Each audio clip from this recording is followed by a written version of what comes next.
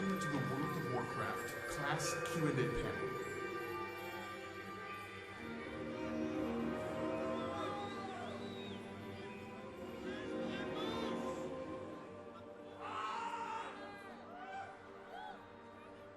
How are you guys?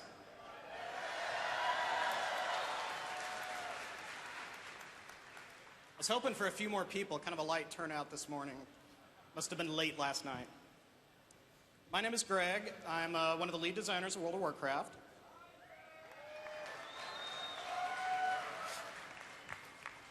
I'm a Libra. I like long walks on the beach, drinking gin, and nerfing paladins.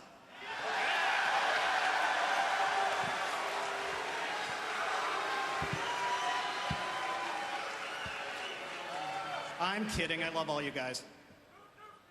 You got it. Oh, it's awesome. I love Blizzcon. I think I've met every single one of you now, except maybe you. We'll meet after the show. So, I didn't bring a PowerPoint today. We have a little problem, which is that we are shipping very soon, and therefore you guys know just about everything about the game that we know at this point. The kimono is open. I think Metzen would say baby there. I'm not sure I can pull that off, but open kimono, baby. So we are going to make the whole rest of this thing Q&A, but it's going to be a really good Q&A because I brought some very smart people with me. I kind of get a little bit of the spotlight for WoW class development, but of course I don't do it alone. We have a really big team. Basically everyone at Blizzard is a designer to some extent, but these guys up here are full-time designers.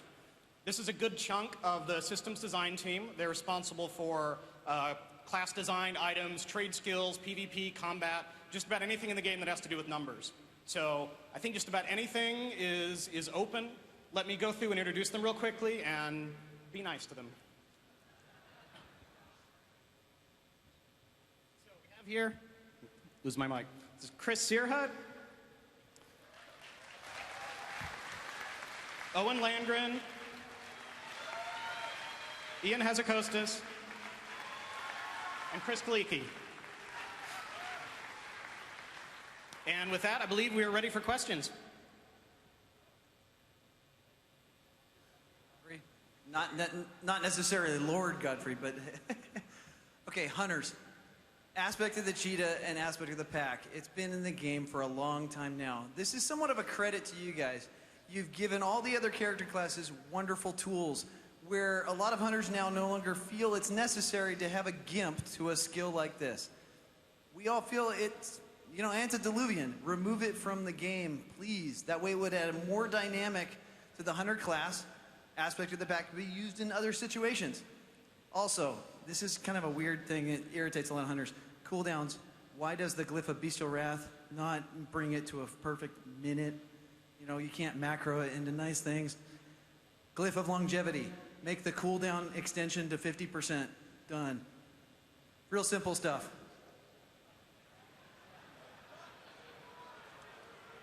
Yep. I'm not sure what the question was there.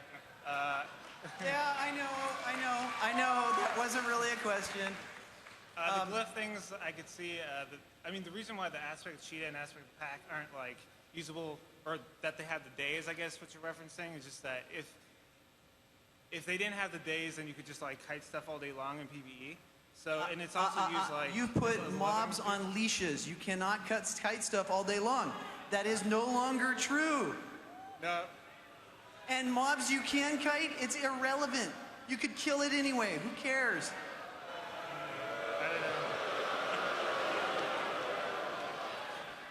I don't know. I think I'd be able to kite stuff and kill stuff solo as long as the boss doesn't hit me. Or as creatures don't hit you. I don't know. I challenge you this. Remove it from the game and see what happens. I'm good. I think people would be very sad. He's good. Off with a bang. Thanks for taking our questions, guys. We all really appreciate it. I have a basic design question about all the classes. We have 10 classes now, and I'm really wondering how you guys avoid over-homogenization into basically going from 10 classes, unique classes, to 4 classes, 4 roles. And can you just give us a little insight onto how you avoid that slippery slope of design? I think one of the key details is they each have a different resource system, so that the way they interact with combat is completely different. A rogue's collecting combo points. A hunter has to worry about focus. The rogue's got energy. A mage has got mana. Arcane mage has to worry about how much mana he has. They all have different mechanics on how they use their resources, so that even if they do the same thing, they do it differently. And every time you pick up a new class, it feels completely different, even though we are basically doing the same job. Thanks. Hello. My question is for Mastery for Shadow Priests. Right now, it's a stat that most Shadow Priests either reforge or avoid if possible for PvE. For PvP, though, there are concerns that it's a bit too bursty by putting all of that stat into one spell that could be cast. So you could one-shot or two-shot people.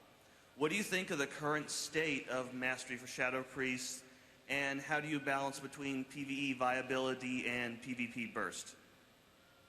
So Mastery is one of those things that we really want to make you feel like your particular spec is awesome in its own unique way. And so, for example, Shadow Priests have sort of been known for being those incredibly bursty casters. And in PvE, we want to capture that vibe. We want to capture that just sort of explosion of awesome. And so, right now, it's probably not mathematically living up quite to what you expect on some of the other things, but that's one of those things that we're going to look at and say, okay, maybe we can add in other passive traits, but we don't want to jump the gun and just immediately start changing things wildly before people have got a chance to really play with it in the outdoor world and just see what it's like having that full gear set and changing your gameplay up like that. And on Mastery in particular, like the balance on it, when we thought of the concept for it, we knew it was going to be very, very difficult to get the balance right. And you can be sure that we're going to be tweaking the numbers on it over time to get it right. Unfortunately, getting it perfectly right requires an enormous amount of data from the players, and we'll be looking at that. Something we've been talking about potentially, like if the Mastery becomes problematic because of all the burst damage, is what we'll do is cut it in half basically, and part of the Mastery will just be like all your dots, and then the other part of the Mastery will be like the Shadow Orbs mechanic.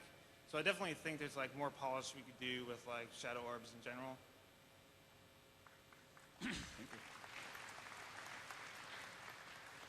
Okay, well, I guess I'm meant to be the one to start the Paladin talk. Well, tanks in general, your idea for Cataclysm was to move away from the 969 that every GCD has to be filled, and your way to do that was Grand Crusade. But currently the math is showing that Grand Crusade is one of the lowest DPS and TPS talents below Reckoning. And the problem is the Avenger Shield will only fit in the slot of a Holy Wrath on single target rotations. Is there any plan to somehow change it, maybe have it proc Sacred Duty, so that it becomes a more interesting mechanic that doesn't only fill in one slot that we have to fill every GCD? I think the mechanic in that case is interesting. I mean, you get a good proc for a big hit, and it's one of your harder hitting spells. I think if the numbers are just off now, I mean, we don't want Grand Crusade to be worse than Reckoning, for example. And that's an easy thing to tweak the numbers on once we see a little more how things stabilize with the Inquisition damage and that sort of thing. It's a valid point. Thank you very much. Hi. I kind of have another / paladin. It's kind of a two-step question about paladins and priests. And it actually involves about the holy class of spells. Paladins I consider them to be a magic caster because they operate on the mechanic of mana. Every other caster class has 2 schools of spells they can use. Warlocks have Shadow and Fire. Priests have Holy and Shadow. Paladins, Holy only. And there's really nothing in the game except maybe an alchemy potion that can resist Holy. So why is that? Because they kind of seem to have that steamroller effect. It's like, hey, I'm Holy. You can't resist it. Sorry, I'm Holy. Sorry. Over time, we've changed a lot of the Retribution Paladin abilities from being holy to being physical for exactly that reason you're talking about, because it tended to be a little too powerful. But the whole concept of a Paladin is they're all about holy. I can't really think of any other school you could give them that would make sense. I mean, it's their concept. You want to add something? Well, I was going to say, what I was thinking, I guess, ideally wise, is the only, I mean, because, yeah, they're holy. The only thing I was thinking about is maybe having, like, a cleansing fire. Because, I don't know, it just seems kind of weird that there are no, like, holy-based enemies, that they, like I said, they can just steamroll through everything. Everything else can say, oh, this is a fire element, like, I have to cast Shadow, or I have to cast something else. They can just, they've got the, one button. They're a little more complex than one button now. So. Well, sorry, I mean... The guys behind you in line are going to get after us for that one. Well, I don't want to take it up, but thank you. It's just as an additional quick follow-up, it's also worth noting that I think the advantage of Holy over other spell schools isn't quite as large as it used to be in the past. We don't generally make resistance-oriented gear anymore, and so if you're facing a paladin, the difference between someone who deals holy damage and someone who deals fire damage is maybe your Mark of the Wild or Blessing of Kings, will mitigate 10% of the fire damage and not the holy damage. But that's not the reason why you're losing to the paladin if you are.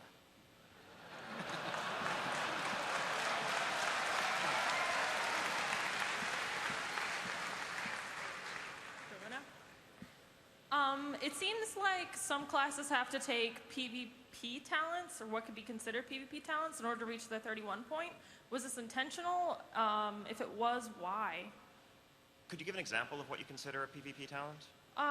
Shamans. They have I honestly can't recall it off the top of my head, but they have the talent for taking less magic damage. Sure, but isn't that useful in PvE? I mean, essentially, if you're not tanking, most of the damage that you're taking, whether you're in a 5-player dungeon or a 10, 25-player raid, is going to be magic damage. And so essentially, it's the difference between life and death in some cases. It's the difference between your healer needing to spend more mana or less mana. I think some of what we've done with the talent tree redesigns in general for Cataclysm has been to free up talent points to allow players to take what we see as utility talents. Obviously, if you're given the choice between a pure damage or a throughput talent and something that improves your survivability or is of more situational use, you're always going to take the pure throughput talent, right? It's less damage taken versus you heal for 10% more, less damage taken versus you nuke for 10% more. That's not really a choice. That's kind of a false choice. So what we've done in many cases is to give you many of the passives that you previously would have taken just for speccing into the tree, and now you have the freedom to choose among some of the utility situational talents. But as a caster, some of those cases you really shouldn't be getting hit anyway. There are the area effects that are constantly going on, but in some cases, there's really no reason for you to be getting hit unless you stand in fire, which is, dumb. In an ideal world, none of these things would be needed, right? In an ideal world, something like combat res wouldn't be a useful ability because no one should ever die. In reality, people die.